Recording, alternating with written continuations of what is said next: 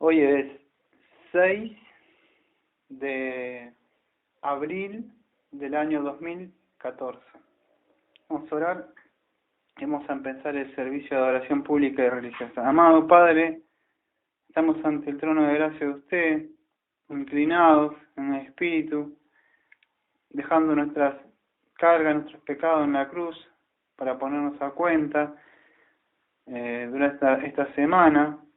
Le agradecemos que pudimos estar haciendo muchas tareas acá y remodelando un poco la casa, pero hoy estamos regocijados, dejando esas cosas de lado, de que podemos venir a gozarnos, a escuchar su palabra, a cantar cánticos espirituales y estar orando en su presencia para estar dándole un banquete a nuestro espíritu por medio de su santa palabra. Le pido la guía y la dirección de su Santo Espíritu, que siempre está usando su palabra, la que Él ha inspirado a aquellos para escribirla. Le pido también que esté aceptando este himno que vamos a cantar, basado también en el libro de Mateo.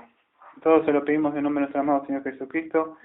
Amén. Entonces Mateo 6:9 dice así: vosotros pues orar de esta manera: Padre nuestro que estás en los cielos, santificado sea tu nombre, venga a tu reino, hágase tu voluntad. Basado en este texto de Mateo, va a cantar Carita entonces Padre nuestro. Cuando quiera. Padre, Padre nuestro que estás en los cielos, santificado sea tu nombre, y danos hoy nuestro pan cotidiano, y perdona nuestras iniquidades, Padre nuestro, que estás en los cielos. Bueno. Gracias, Carito, por el himno. Llegamos al Nuevo Testamento. Terminamos los 39 libros del Antiguo Testamento y empezamos ahora los 27 libros del Nuevo Testamento. Por supuesto, vamos a vuelo de pájaro, siempre digo, por arriba. No hacemos exegéticamente, pero estamos yendo así para tener una idea más o menos de qué habla cada libro. Entonces, pero antes de introducirnos al libro de Mateo, hay alguien que, hay como en las Biblias, la mayoría tienen como una hojita en blanco que queda ahí, no sé si tendrán todas las Biblias, entre el Antiguo Testamento y el Nuevo Testamento hay como una callecita que en blanco, no en todas, digo, pero la mayoría. Eso es como un silencio que se hay porque supuestamente no hubo profetas en esa época, pero son 400 años que hubo entre el Antiguo Testamento. En sí no está mal decir Antiguo y Nuevo Testamento, no tengo tiempo de hablar del pacto, que ya lo hemos hablado muchas veces, pero en sí es un pacto que se va, ya lo sabemos, ¿no? Que se va anudando siempre es el mismo, ¿no? O sea, no es que son antiguos, no tengo tiempo de hablar de eso, ya lo hemos hablado muchas veces, pero en sí, esos años de silencio, o sea, que se describen, no está bien, porque en sí sucedieron cosas, solo que no están en la Biblia.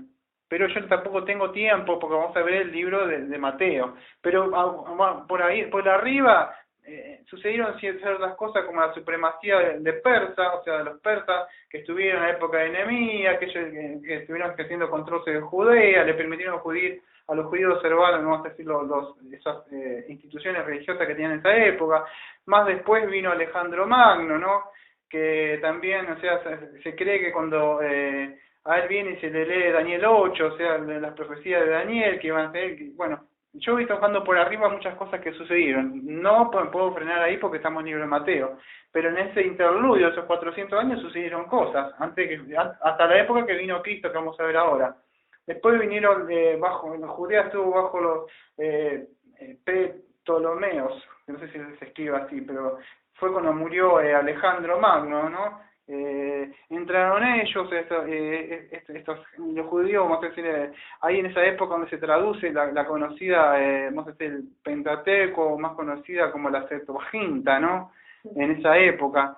Después Judea estuvo bajo los Seleucidas, también vinieron ellos, no tengo tiempo, ¿no? De eso, pero ahí vino en la época donde vino Antíoco Epifane, ¿no? Que bueno, no tengo tiempo de hablar, pero sería como que muchos pensaban que era el anticristo, y bueno, pero en esa época donde sucede esto, muchas de estas cosas van a encontrar también los libros, que en esta época también nacen los libros apócrifos. Todo esto sucedió, vinieron muchos Sócrates, toda esa época de esos griegos, bueno, toda esa época sucedió en estos 400 años, antes que viniera, estoy hablando un poco de historia antes de llegar, hasta cuando llega Cristo, ¿no?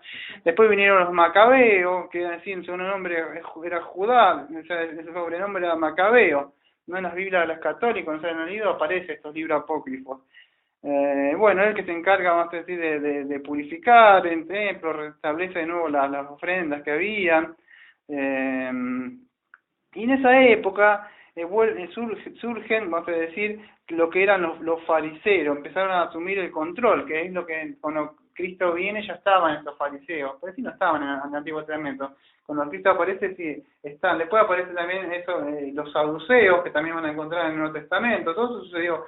Entró en esta época, entra a Roma, que empieza a tomar a los judíos, ¿no? En esa época, y bueno, y están después las sectas religiosas que cuando Cristo llega, que son estos que yo digo, los fariseos, que querían decir separatistas, están los escribas, ¿no? Todas estas cosas que yo no tengo tiempo de hablar ahora, en esos 400 años, yo le iba a hacer un estudio, una hora, lo hice como por arriba nomás para que se puedan ver. Sucedieron cosas, entonces cuando Cristo llega, ya estaban esta gente, ese gobierno religioso, ahora no, había cambiado un par de cosas, como hemos visto todos estos meses que estamos viendo del Antiguo Testamento, ¿no?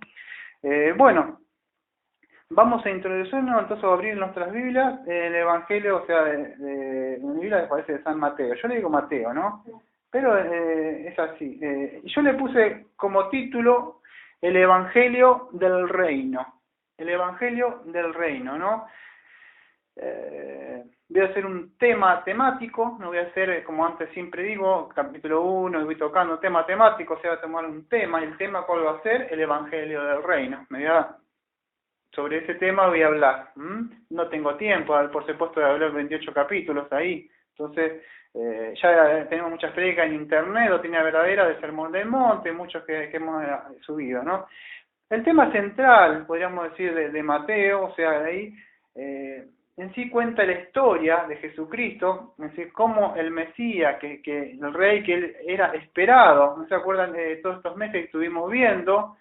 Que Israel estaba esperando que se cumplieran las profecías estas del Antiguo Testamento, que estaban siempre profetizando los profetas, que era que iba a venir el Mesías, todos estos meses que venimos viendo. Bueno, acá Mateo se va a encargar de eso, ¿no? Mateo, creemos que, vamos a decir, el libro lo escribió Mateo. Ahora voy a explicar un poco. Mateo era un publicano, ¿no? Mateo 9:9 al 13, Mateo 10:3 explica un poco, ¿no?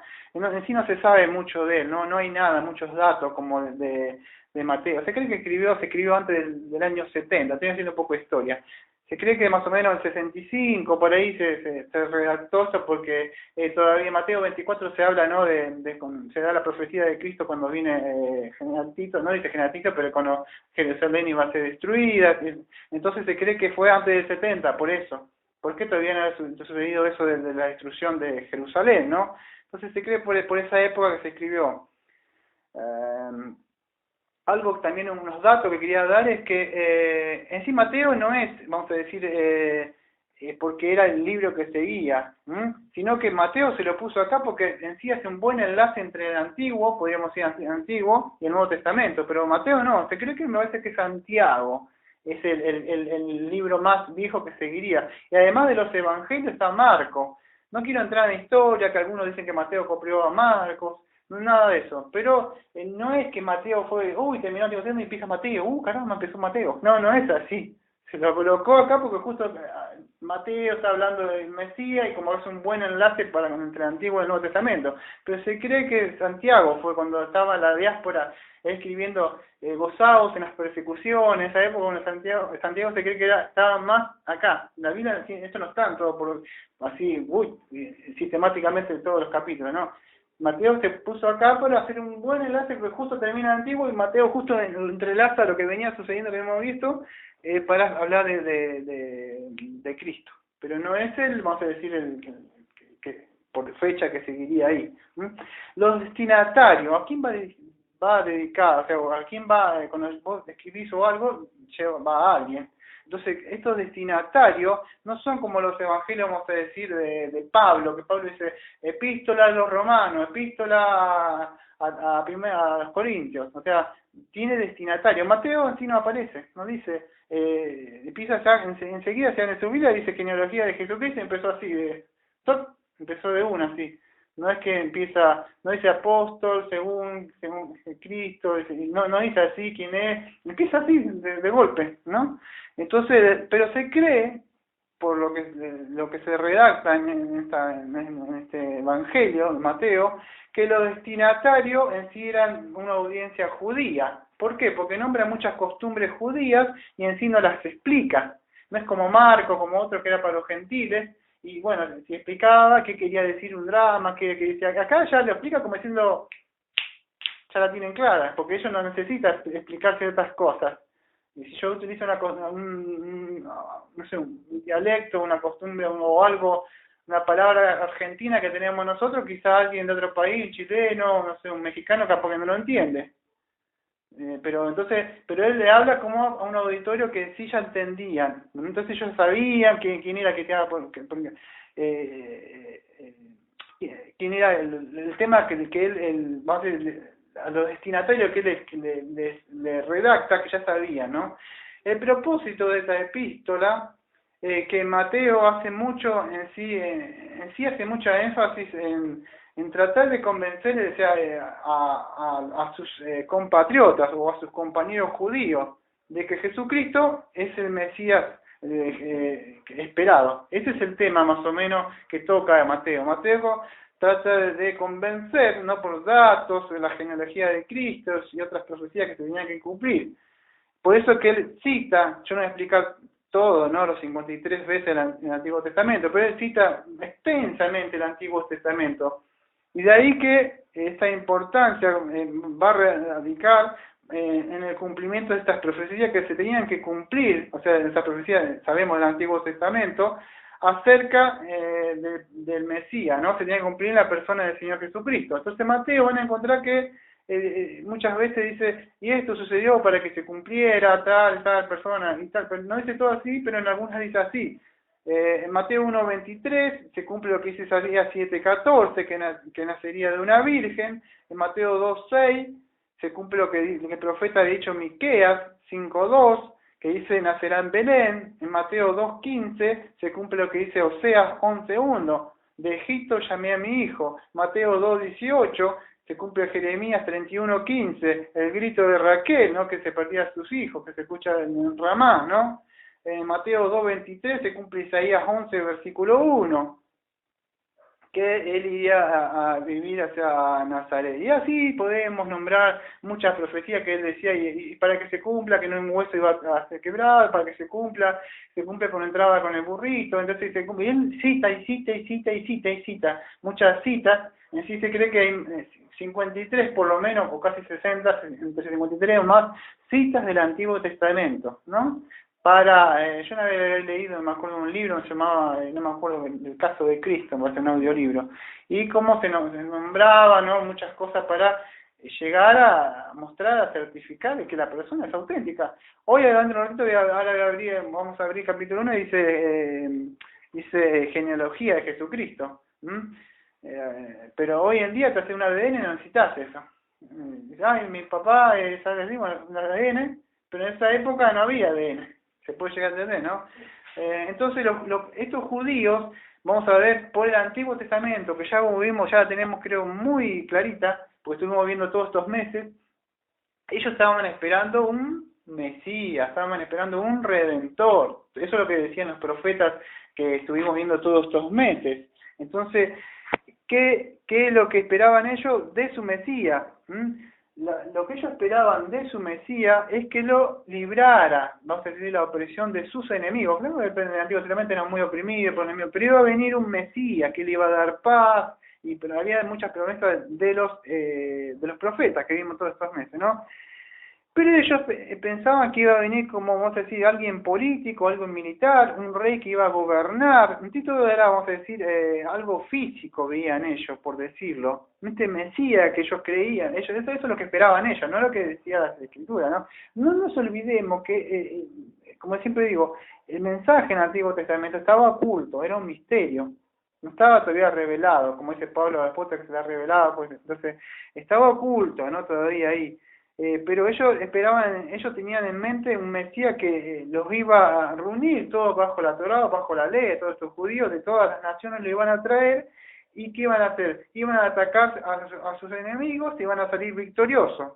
Entonces, por medio de él, o sea, vamos a decir que ellos eran la raza escogida, por decir, ¿no? Por Dios, ellos iban a conquistar todo el mundo, y este Mesías iba a venir de la descendencia de David. Iba a inaugurarse un reino, ¿no? Y ellos iban a... Bueno, eso es lo que ellos pensaban o ellos creían. Por eso es que después no lo aceptan a Cristo, lo crucifican, le ponen el rey de los judíos, jaja, y se burlan. ¿Por qué? Porque ellos esperaban un caballo blanco, así, y el Señor entra en un burrito. Y no tengo tiempo de hablar de lo que era un burrito, o sea, de que hablaba de esa época, ¿no? Que pero ellos esperaban un rey así, una capa y entrada así con la espada, y el Señor entra con un burrito, y porque no pudieron discernir, o sea, el Antiguo Testamento. Vamos a ir entonces no voy al capítulo 1, pero en sí vamos a ver un poco de la genealogía de Cristo. No nos vemos la genealogía, nada pasado acá, o en el Antiguo Testamento, en Crónica, y vino acá, o Adán vino acá, y se pone a nombrar al hermano y el otro, porque se pone a hacer un montón, ¿no? Pero una genealogía, en sí una genealogía, yo no tengo mucha genealogía, porque no sé, mi papá se fue, mi mamá murió, así que mi mamá encima la regalaron. Entonces no puedo ir muy lejos con mi árbol genealógico yo, no puedo. Quizás vos sí, podés hacerlo porque tenés un árbol genealógico. Dentro de todo podés preguntar a tu mamá a tu abuela, y tu abuela se puede quizás acordar, no sé, 2 generaciones más atrás, después quizás muere. Pero podés hacer un arbolito genealógico y tener más o menos de dónde venís, nosotros venimos a tal lado. Yo de verdad no lo sé. O sea, pero, ¿del qué? No, mi madre es tucumana. Ah, vos, Santiago Estero. Bueno, sabés, sí, mi apellido no sé dónde, sí, allá donde están esas con las barquitas así, y las góndolas, De Portugal es mi apellido, Portugal, pero de verdad viene de ahí, pero no sé si soy de ahí o no, pero no, son hipótesis. Bueno, no nos vamos mal, vamos a la genealogía.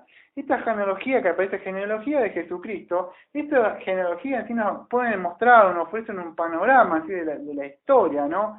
En sí nos cuentan, acá para empezar, Mateo lo resume, lo comprime, ¿no? Comprime, vamos a decir, unos cuantos miles de años de historia. Mateo lo hace eso y lo resume, no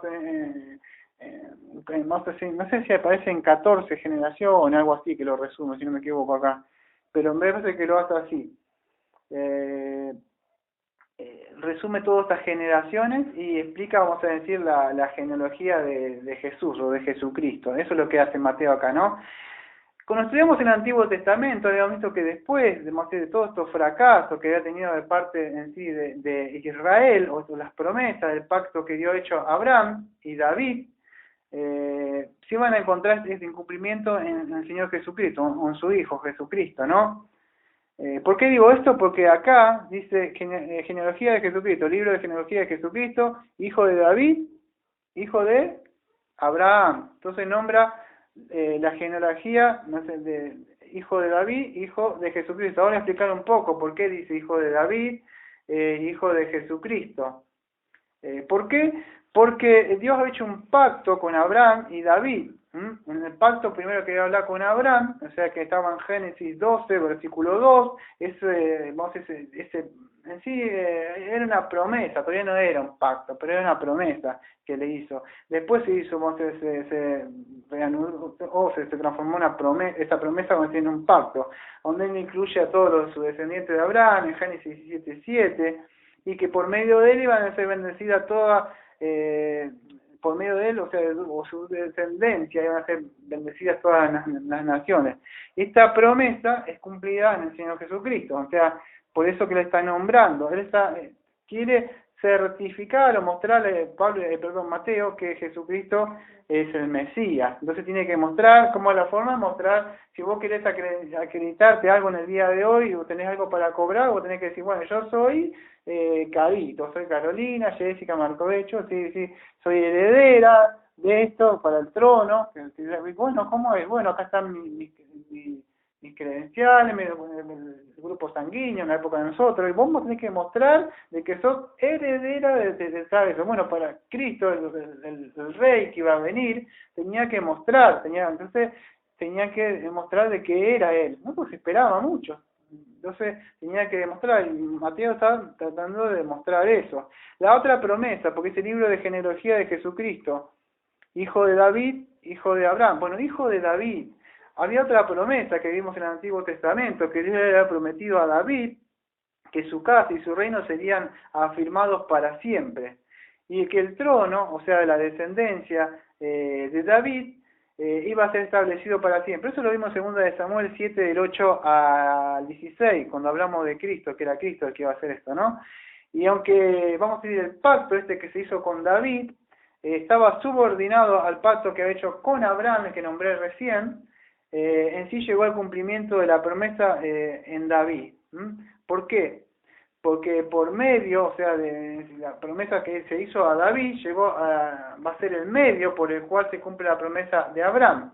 No sé si está un poco complicado, porque de David iba a venir el rey, pero de Abraham iban a ser bendecidas todas las naciones. Entonces, por medio de este rey, para resumirlo en palabras, sería así, que por medio de este rey, o sea, que vendría de descendencia de David, que era el rey, se iba a cumplir la promesa de Abraham. ¿Cuál era la promesa de Abraham? Que todas las naciones iban a ser bendecidas. Que por medio de Jesucristo somos todos bendecidos ahora. No sé si se entiende, pero si no se entiende, en Gálatas 3:16 y 3:29, que después si tengo tiempo lo nombro de nuevo, pero si no me voy ahora, que se cumplió en nosotros esto.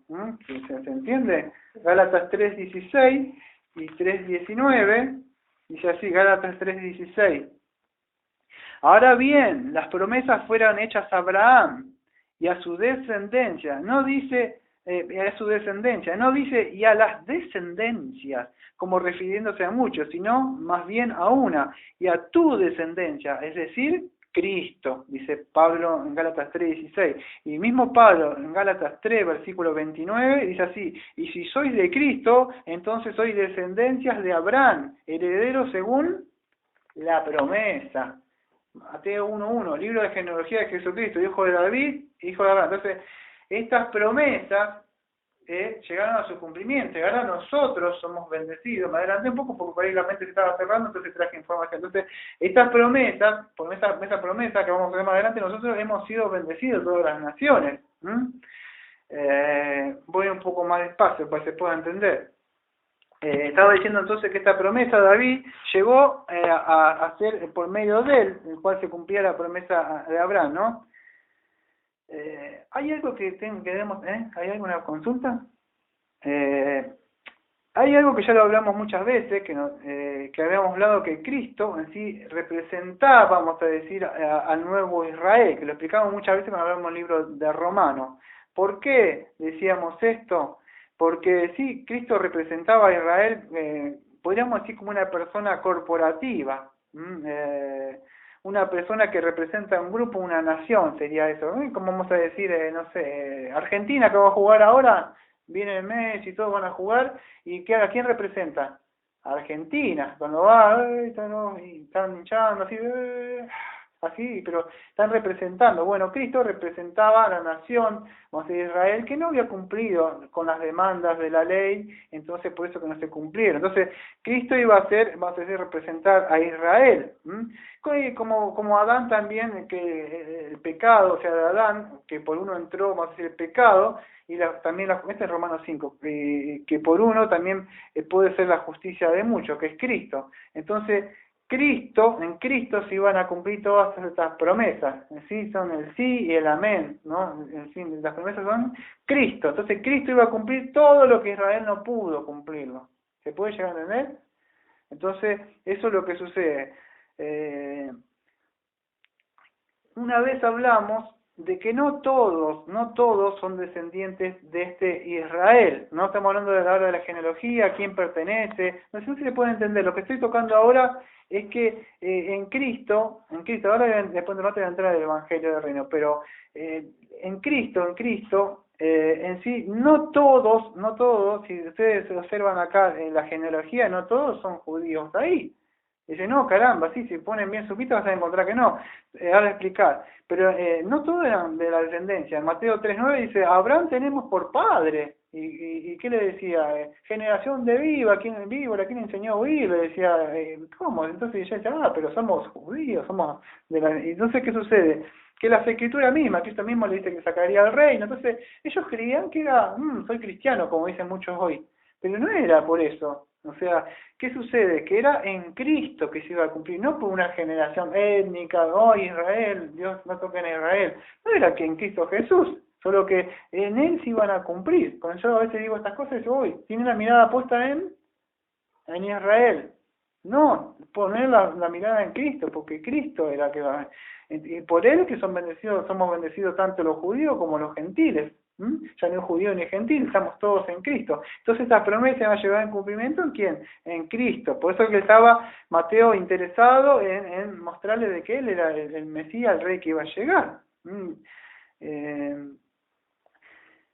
Entonces no todos eran de Israel, como estaba diciendo.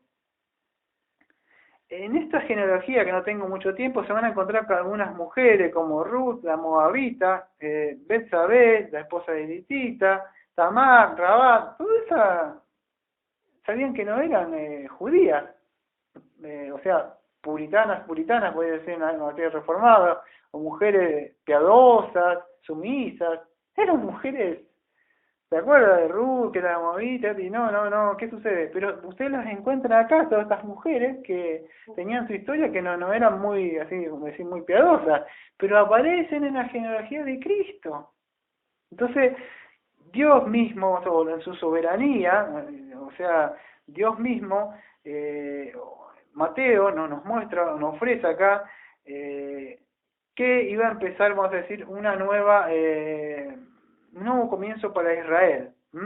Estas promesas que fueron hechas a Abraham y a David se iban a iniciar en Cristo.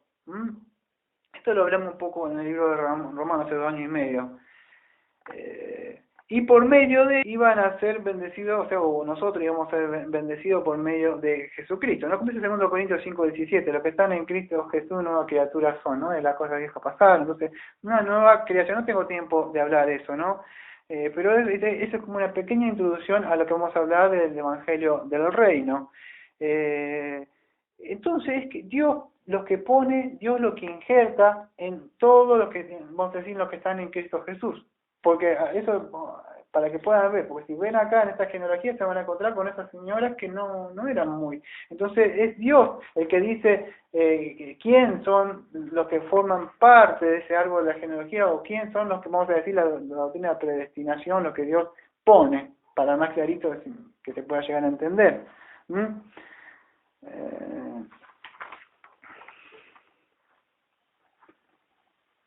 Bueno, vamos a empezar a hablar un poco sobre esto del Evangelio del reino, o el reino de los cielos. ¿Por qué no le puse el reino de los cielos? Porque se puede entender, Mateo le va a tocar por arriba. Ya una vez hicimos el sermón de monte un par de meses, lo expliqué, pero igual vamos a reflejar nuevamente. ¿Se acuerda que los judíos no malinterpretaron, no tomarás el nombre de Dios en vano? Entonces ellos qué decían, ¿no? Decían, se perdió el nombre no digo Jehová porque se cree que, yo digo Yahvé porque es lo que se cree que la traducción, o sea, la pronunciación más correcta sería de las vocales, ¿no? Que aparecen ahí.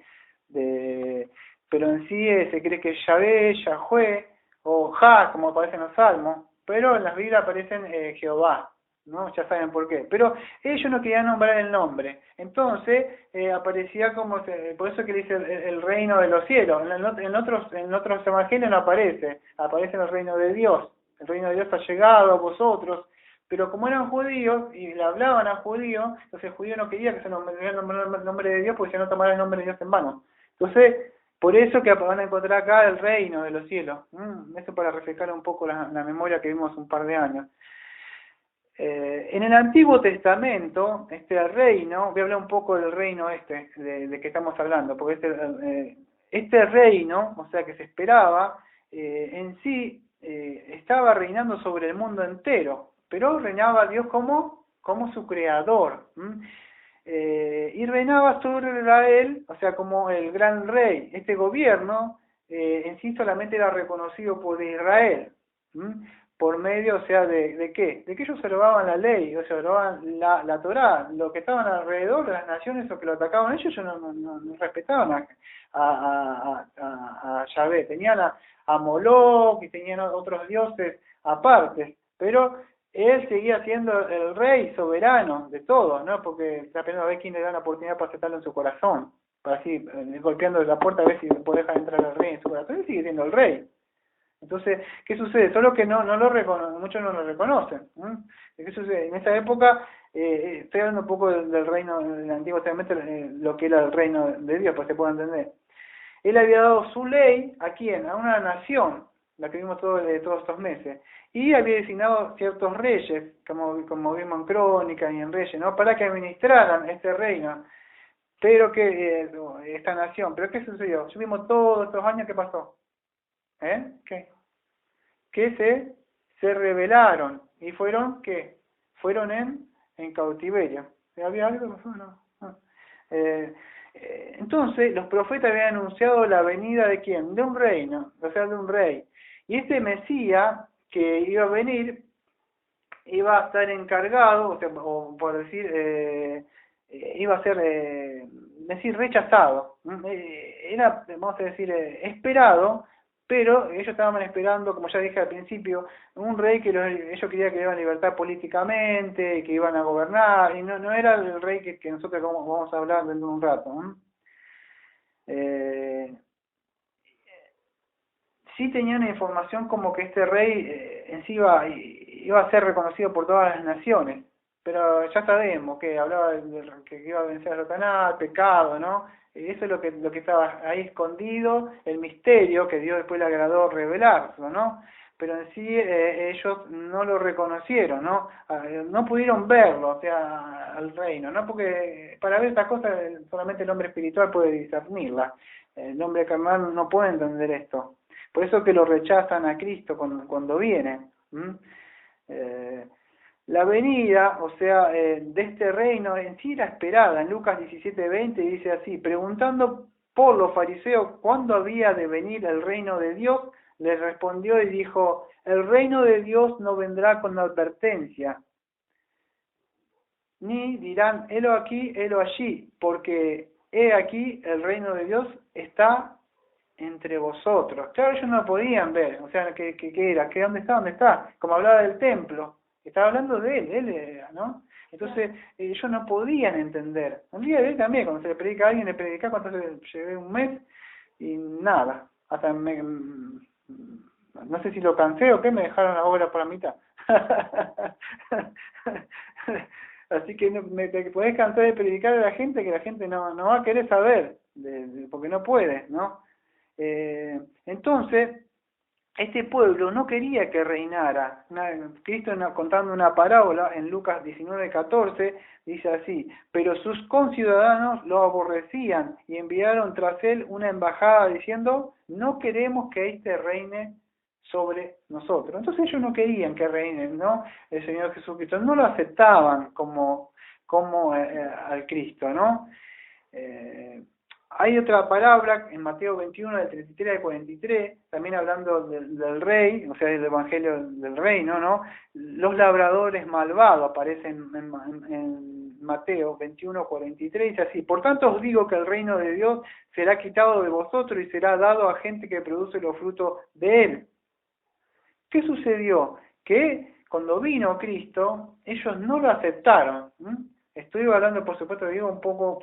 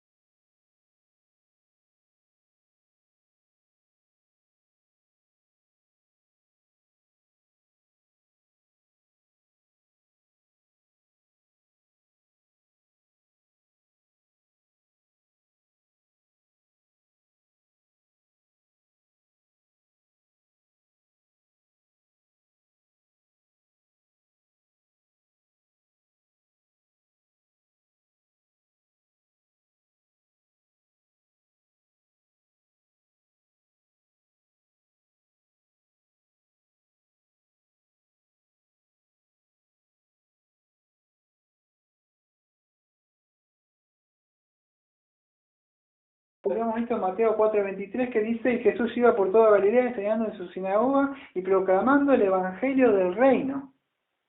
Entonces, vamos a ver un poco de eso. ¿Qué es lo que él predicaba? Mateo 19:16, ¿qué es lo que usaba él? Sabemos que él usaba la ley. Mateo 19, versículo 16 al 22.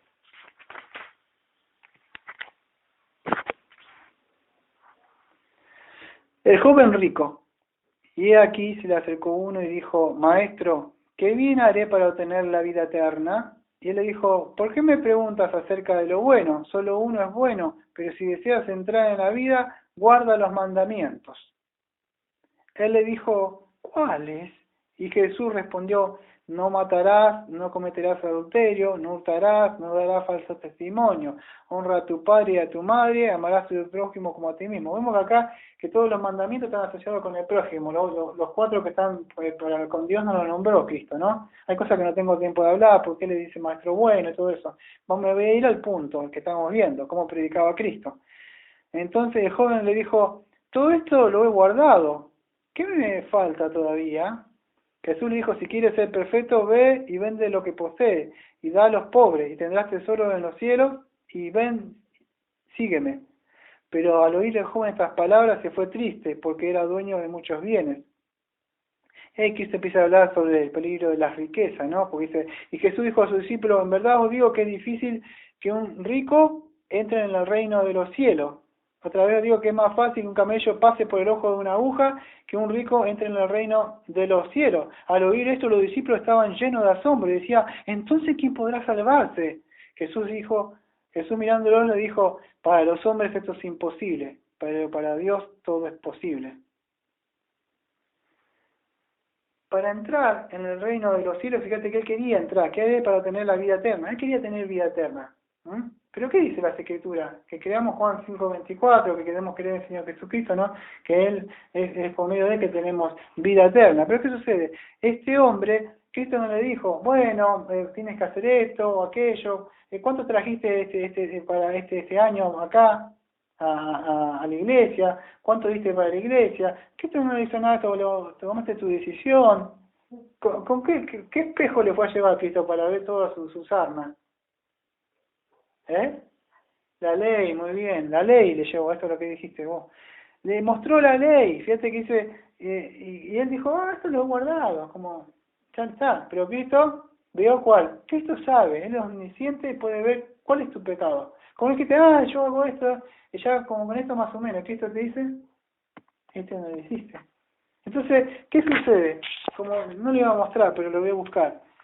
Santiago 2:10, si no me equivoco, dice así, porque cualquiera que guarda toda la ley, pero trompieza en un punto, se hace culpable de todos.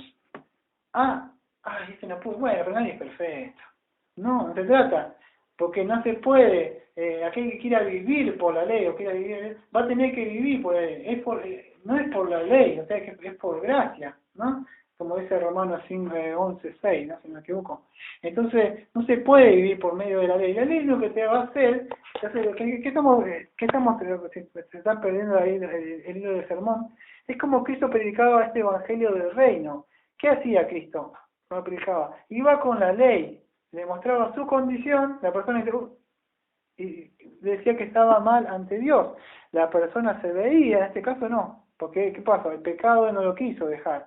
Él no quiso venir, no quiso reconocer que era, ¿no? No es como ese que está también, que se golpea el pecho así publicano, y el otro decía, yo diezmo, yo hago aquello. Y el otro bajó justificado. Fue humilde, sí, yo soy un vil pecador. Soy como Pablo dijo, yo soy el peor. No, yo soy el peor. Yo soy. A vos no te cayeron las ropas de Esteban cuando lo estaban apedreando.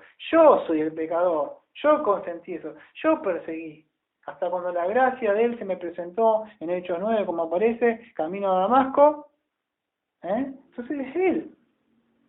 Leví le estaba buscando, Leví publicano es Mateo, que está acá. ¿Sabés qué era? Era un judío estos que estaban ahí, publicanos, eran judíos mismos, porque el contexto, los romanos agarraron unos mismos de ellos, y unos mismos de ellos le hacía cobrar, y como esto éramos así, se aprovechaban, le cobraban más todavía a los mismos de ellos, y se quedaba con más plata, entonces le daba a los romanos y se quedaba plata. Eso era un publicano, era lo peor. Por eso dice, cuando alguien le predicaba una vez, dos, tres, le decís, ya tómalo por publicano. Dijo Cristo, déjalo por publicano ya, porque no. Entonces era lo más vil que había. Entonces, ¿qué sucede? ¿Y lo estaba buscando? No. Pablo tampoco. ¿Qué vemos? Cuando pasó, dice que Cristo dijo, levántate y sígueme. No dame una oportunidad. ¿Qué se llama eso dentro de las doctrinas que conocemos nosotros? Llamamiento eficaz, muy bien. Es Cristo que sopla, ¿no? Sí, las doctrinas de gracia. Entonces pasó y dijo, levántate y sigue, y así a los demás, levántate y sigue. ¿Por qué? Porque ella tenía los suyos, que es tener la predestinación, ya lo que estaban escogidos antes de la fundación del mundo. Cristo viene buscando su pueblo. Entonces, venían, están los milagros, dirían los pentecostales, están las sanaciones. Sí, esas son las credenciales que mostraban que Jesucristo tenía que mostrar que Él era el Mesías esperado, que iba a venir. ¿Cómo era? Porque se avisaba que este Mesías iba a hacer milagros, señales, entonces era una forma de mostrar. Pero esos milagros no salvaban, porque dice que muchos veían los milagros pero no se convertían. Cuando se fue Cristo, ¿cuánto quedaron? ¿Millones? No, quedaron 120 nada más. Entonces después empezó a crecer, como una semilla de mostaza, empezó a crecer y a crecer. Teníamos para hablar y hablar y hablar sobre esto, ¿no?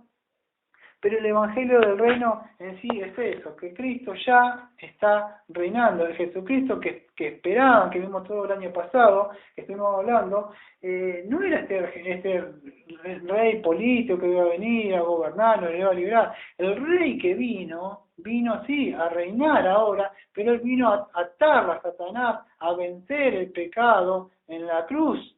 Y ahora está reinando en nuestros corazones. Ese es el rey que venía. Pero ellos ¿qué sucede? Como hoy, que vemos en muchas iglesias, y muchos están esperando otro Cristo. Entonces, es importante saber en qué Cristo creíste. Mismo Pablo en 1 Corintios 15 dice que vos podés creer, pudiste haber creído en otro Cristo. 1 Corintios 15, versículo 3, si no me equivoco. Síntesis del Evangelio. Ahora saber, hermano, el Evangelio que os prediqué, el cual también recibiste, en el cual también estáis firme, por el cual también sois salvo, si retenéis la palabra que os prediqué, a no ser que hayas creído en vano. Porque yo os entregué en primer lugar lo mismo que recibí, que Cristo murió por nuestros pecados conforme a las Escrituras, y que fue sepultado y resucitó al tercer día conforme a las Escrituras. ¿Has creído eso? Porque si no has creído eso, creíste en vano, en otro Cristo. Pero yo creí en un Cristo de que necesitaba yo que Él perdonara mis pecados. Al principio no, al principio creí en otro Cristo que me habían predicado, hasta cuando por fin Él vino y me levantó de mi miseria. Hoy sí creo en el verdadero Cristo. ¿Cuál es? El que me mostró por su palabra de que yo estaba mal ante el tribunal de Él, y Él me ha justificado, me ha limpiado, me ha dado esa investidura de justicia. El día de mañana, cuando me tenga que parar frente al tribunal, no va a estar, como dijo la otra vez mi esposa, dijo que quería, no sé, me acuerdo si estaba mirando un celular, algo dijo, o algo, no seca ropa va a cerrar la ropa que no tenemos. Y al final al cabo decía, al final de cabo no me lo voy no le voy a llevar al cielo, algo así dijo, no me acuerdo, como que no va a entrar en el cielo. Entonces, pero sí es importante en qué Cristo creíste, porque el rey o sea, cuando vos entres te va a preguntar por qué, ¿en qué creíste? Entonces es muy importante, hoy en Argentina, más acá en Mar del Plata, está llena de estas falsas iglesias. Bueno, hasta acá pudimos ver entonces lo que es el Evangelio. Si queda alguna duda de este Evangelio del Reino, o sea, que Cristo, o sea, Dios, Cristo, Jesucristo está reinando, vamos a decir, en los corazones de las personas, ¿no? Si se puede entender esto, el reino, el Evangelio del Reino, es el gobierno, la soberanía de Dios que está reinando en los corazones de su pueblo. ¿Se puede llegar a entender? Si no quedó todo eso, es eso. Vamos a orar y vamos a terminar. Amado Padre, le agradecemos que pudimos entender el Mesías que se esperaba tanto, que ahora ha venido y ahora está reinando también nuestros corazones, también está reinando en su iglesia, y por medio de la iglesia también está reinando ahora en el mundo. Así que le pedimos que siga creciendo. Esta iglesia también es como al principio, es como una semilla de mostaza, es muy chiquita. Le pedimos que siga creciendo y creciendo, pero que lo que crezcan, que de verdad sea como dijo Cristo, que hayan nacido de nuevo, que de verdad que hayan sido regenerados aquellos que usted va a injertar acá. Como dice Mateo 6:9, que dice: Padre nuestro que estás en los cielos, santificado sea tu nombre, venga a nosotros tu reino. Cuando dice venga a nosotros tu reino, no es que no ha llegado, sino lo que decimos, Padre, es que estamos diciendo que su reino, que se siga expandiendo todavía ahora, que siga viniendo todavía su reino a las partes que faltan. Por eso le pido que su reino siga viniendo acá sobre esta ciudad de Mar del Plata, sobre la Argentina. Pido que usted esté bendiciendo a otros hermanos también, que son nuestros amigos también en esta parte de Argentina, México y otras partes que conozco de otros lados. Como siempre decimos, de esta Iglesia Bautista de la Gracia, en Mar del Plata, amén. Amén.